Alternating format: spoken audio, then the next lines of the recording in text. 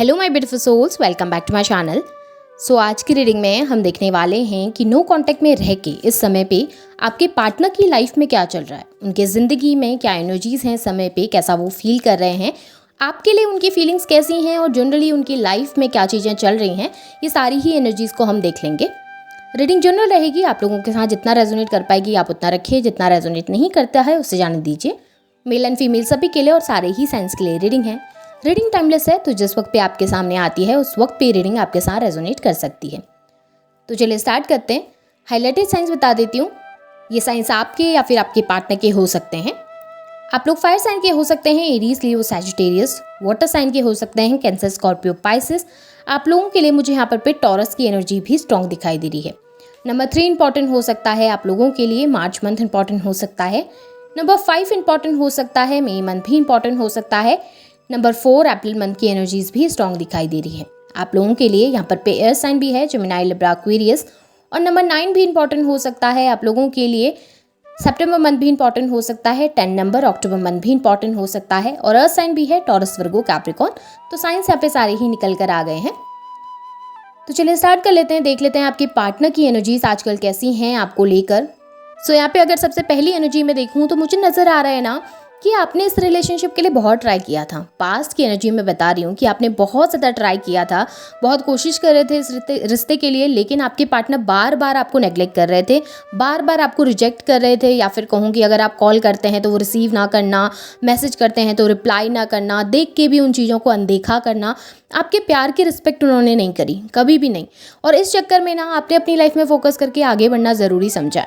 आपने डिसाइड किया है कि अब बहुत हो गया, मैंने बहुत कुछ करके देखा है, मैंने बहुत ट्राई करके देखा है, लेकिन अब जब सामने वाले को रहना ही नहीं है, सामने वाले ने ट्राई नहीं करना है, तो फिर मैं और कितना ट्राई करूं।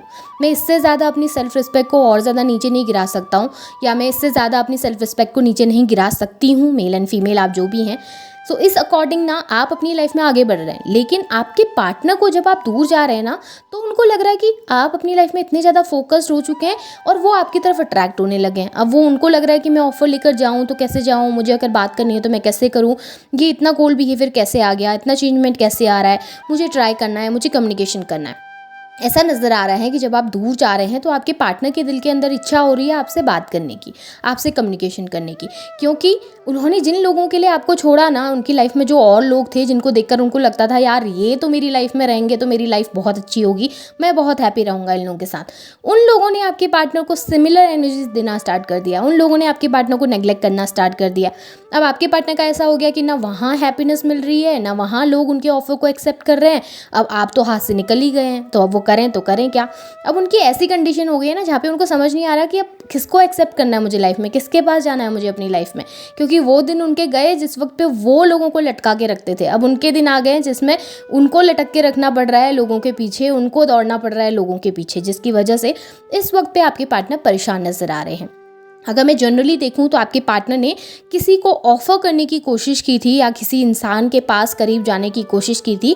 अब ये हो सकता है कोई थर्ड पार्टी भी थे आप लोगों के अलावा, आपके पार्टनर की लाइफ में कोई अगर दूसरा पर्सन था, तो आपके पार्टनर ने ट्राई किया था उनकी लाइफ में जाने का या उनको अप्रोच करने का, लेकिन उस पर्सन ने आपके पार्टनर को रिजेक्ट कर दिया है, जिसकी वजह से आपके पार्टनर इस वक्त पे बहुत दुखी हैं अपनी लाइफ में, एक सैडनेस को फील कर पा रहे हैं।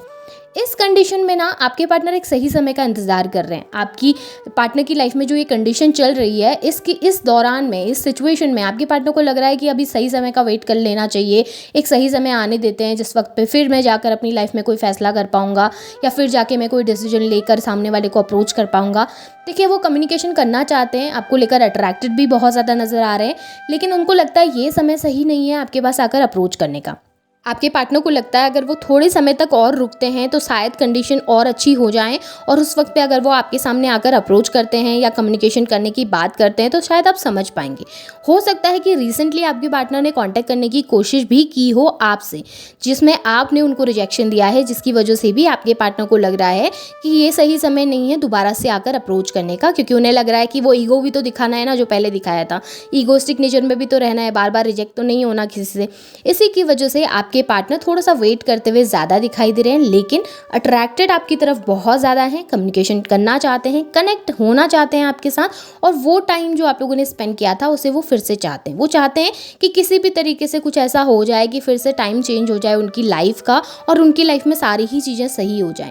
लाइफ में सिर्फ आपके साथ ही नहीं, पर उनकी जनरली लाइफ में भी बहुत सारी प्रॉब्लम्स चल रही हैं, जिसमें भी आपके पार्टनर को लगता है कि इस वक्त तो समय ख़राब ही चल रहा है, थोड़ा अच्छा समय आने देते हैं, उसके बाद ही लाइफ में और चीज़ों के लिए ट्राई करेंगे, या उसके बाद ही लाइफ में और कुछ देखेंगे।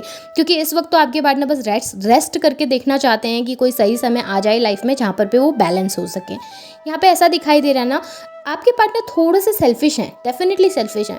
वो कभी भी ये नहीं देखते कि मेरे किसी एक्ट की वजह से सामने वाले को बुरा लग रहा है, या मेरी ख्वाहिशों की वजह से शायद किसी को तकलीफ हो सकती है। आपके पार्टनर इस तरीके से सेल्फिश हैं कि उनको लगता है कि उनके अकॉर्डिंग चीज़ें होनी चाहिए, जिस तरीके से वो चाहते हैं चीज़ों को होना, या जिस तरीके से वो चाहते हैं कि उनकी लाइफ में चीज़ें हों, वो उसी तरीके से काम करते हैं। उनको ये नहीं दिखता कि सामने वाले को मेरे एक्ट की वजह से तकलीफ हो रही है, मैं किसी के साथ रूड हो रहा हूँ तो उसको भी तो हर्ट होता होगा, पर वो इतनी सारी चीज़ें नहीं देखते। उनको लगता है कि मुझे हर्ट नहीं होना चाहिए, मुझे तकलीफ नहीं होनी चाहिए, फिर उस चीज़ के लिए मैं कुछ भी करूँ अपनी लाइफ में, वो सब कुछ जायज़ है।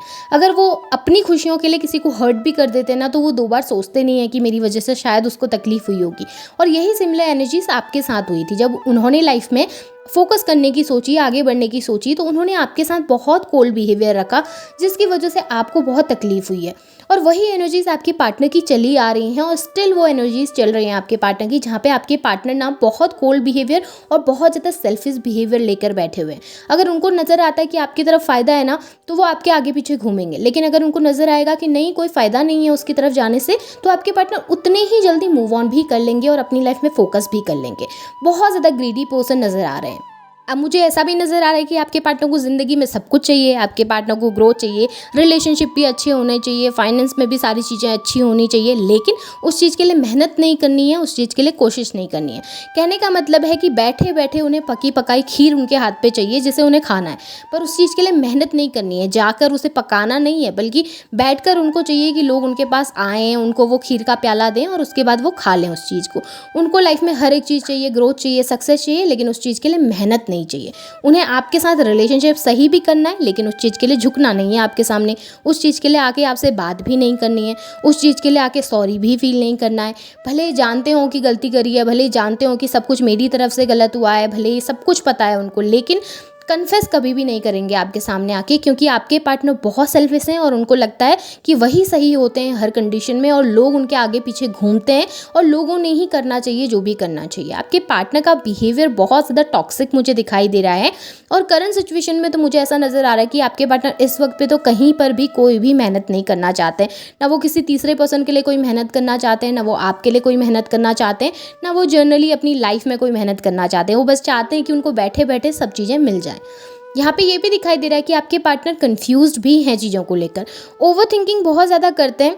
आपके पार्टनर ना एक तरीके से मैं कहूँ कि पर्सपेक्टिव बना लेते हैं बहुत सारी चीज़ों के लिए, एक माइंडसेट तैयार करके बैठ जाते हैं कि मैं ऐसा करूँगा तो सामने वाले का रिस्पॉन्स इस तरीके से होगा, या मैं ऐसा करूँगा तो फ्यूचर में शायद ये चीज़ें हो सकती हैं। वो प्रेजेंट सिचुएशन के बारे में नहीं सोचते, वो बस फ्यूचर के आने वाले समय के बारे में सोच कर बैठे हुए हैं कि अभी मैं झुक गया, अभी मैंने सॉरी बोल दिया तो शायद मुझे लाइफ टाइम यही करना पड़ेगा, शायद वो हमेशा मेरे ऊपर कंट्रोल करने की कोशिश करने लगेंगे। आपके पार्टनर इस वक्त नहीं देख रहे कि इस वक्त क्या ज़रूरी है, इस वक्त आपके पास आकर वो एक माफ़ी मांगना कितना ज़रूरी है, ये आपके पार्टनर को समझ नहीं आ रहा। उन्हें बस ये दिख रहा है कि मैं अभी चले जाऊंगा, अभी मैं अगर माफ़ी मांग लूँगा या अभी मैं अपनी गलती मान लूँगा तो शायद मुझे लाइफ टाइम उसी के नीचे दब के रह जाना पड़ेगा, या फिर मुझे उसी एनर्जीज़ में दबे रह जाना पड़ेगा, मैं अपनी लाइफ में कुछ नहीं कर पाऊँगा, मेरे पास फ्रीडम नहीं होगी। बहुत सारी चीज़ें सोच रहे हैं अपने माइंड में, या फिर ये भी सोच रहे हैं कि मैं जाऊँ उसके पास, वो मुझे रिजेक्ट कर देगी तो फिर कैसा होगा, फिर सारी चीज़ें ख़राब हो जाएंगी, फिर मैं कभी जाकर ट्राई भी नहीं कर पाऊँगा, हमारे बीच में चीज़ें सही भी नहीं हो पाएंगी। एक तरीके से एक माइंडसेट है, एक अपनी स्टोरी बना के रखी हुई है और उसी स्टोरी को फॉलो करते हुए ज़्यादा दिखाई दे रहे हैं, और अपनी ही ओवर थिंकिंग की वजह से चीज़ों को और ज़्यादा कॉम्प्लिकेटेड आपके पार्टनर कर रहे हैं, चीज़ों को और ज़्यादा बिगाड़ते हुए ज़्यादा दिखाई दे रहे हैं। ऐसा नज़र आ रहा है खुद के माइंड में तो क्लियरिटी है नहीं, और सामने वाले को भी कंफ्यूज करके बैठे हुए हैं आपके पार्टनर। फाइनेंस बहुत अच्छे हैं आपके पार्टनर के, मेहनत बहुत ज़्यादा कर रहे हैं आपके पार्टनर चीज़ों में, और फाइनेंस में बहुत अच्छी तरक्की करते हुए भी दिखाई दे रहे हैं। वर्क प्लेस में चीज़ें अच्छी हो रही हैं, आपके पार्टनर को प्रमोशंस मिल रहे हैं, सीनियर्स के साथ रिलेशनशिप बहुत अच्छे बना के रखे हैं आपके पार्टनर ने। फैमिली लाइफ में भी चीज़ें बहुत अच्छी चल रही हैं, फैमिली के साथ भी अच्छी बनती है, सभी के साथ बहुत अच्छा क्वालिटी टाइम स्पेंड करते हैं। और अगर मैं आपके लिए सोचूं, अगर आप अपने पार्टनर के साथ नो कॉन्टैक्ट सिचुएशन में हैं, तो आपके पार्टनर चाहते हैं आपके साथ फैमिली स्टार्ट करना, वो चाहते हैं कि आपके साथ चीज़ें अच्छी हो सकें, आप दोनों एक दूसरे के साथ हो सकें, वो कंप्लीशन भी आपके साथ चाहते हैं। लेकिन सबसे बड़ी बात है ना कि ईगो, जब किसी इंसान के अंदर वो ईगोस्टिक नेचर आ जाता है ना, जहाँ पर वो प्यार से ज़्यादा अपने अहम को, प्यार से ज़्यादा अपने ईगोस्टिक नेचर को मायने देने लगता है, तब वो फिर बाकी चीज़ें भूल जाते हैं। तब वो फिर वो इमोशंस नहीं देखते, उनको बस वही दिखता है कि मुझे ना झुकना पड़े, मैंने कोशिश ना करनी पड़े, मेरा ईगो बरकरार रहे या मेरी पोजीशन बरकरार रहे। एक तरीके से फिर वो प्रभुत्व जमाने लग जाते हैं दूसरों के ऊपर उनको कंट्रोल करने लग जाते हैं। और वही एनर्जीज आपके पार्टनर की है, कंप्लीशन चाहते हैं, ग्रोथ चाहते हैं, सब कुछ आपके साथ चाहते हैं, वो आपके साथ कांटेक्ट भी चाहते हैं और सब चीज़ें सही भी करना चाहते हैं, लेकिन खुद से होकर कोशिश नहीं करना चाहते हैं। अपने माइंडसेट में जो तैयार करके रख ली है उन्होंने खिचड़ी, और उसी चीज़ों में वो चलते हुए ज़्यादा दिखाई दे रहे हैं, कहीं पर भी वर्क करते हुए नहीं दिखाई दे रहे, कोशिश करते हुए नहीं दिखाई दे रहे। जनरली अपनी लाइफ में भी बहुत ज़्यादा स्टक है वो, सिर्फ आपके साथ नहीं बल्कि बाकी और पर्सपेक्टिव जो वर्क प्लेस होता है या फिर उनकी लाइफ में जनरली उनकी फैमिली के साथ जो रिलेशनशिप चल रहा है, उसमें भी वो हमेशा कॉम्प्लिकेटेड एनर्जी में ही रहते हैं। और ईगोस्टिक नेचर तो बहुत ज़्यादा आपके पार्टनर के अंदर मुझे यहाँ पर दिखाई दिया है। ऐसा नज़र आ रहा है कि आपके पार्टनर चीज़ों को सही करना चाहते हैं, बट अपने ईगो के चक्कर में इंतज़ार करके ज़्यादा बैठे हुए हैं। सो ये आपकी पार्टनर की करंट एनर्जीज, फीलिंग्स हैं आप लोगों के लिए। होप आपके साथ रेजोनेट हुई हैं एनर्जीज, तो इन्हें क्लेम कीजिए, लाइक कीजिए, शेयर कीजिए, चैनल को सब्सक्राइब भी कीजिएगा, बेल आइकन को ऑन करना ना भूलें ताकि वीडियोज़ की नोटिफिकेशन आप लोगों को मिलती रहे। Thank you.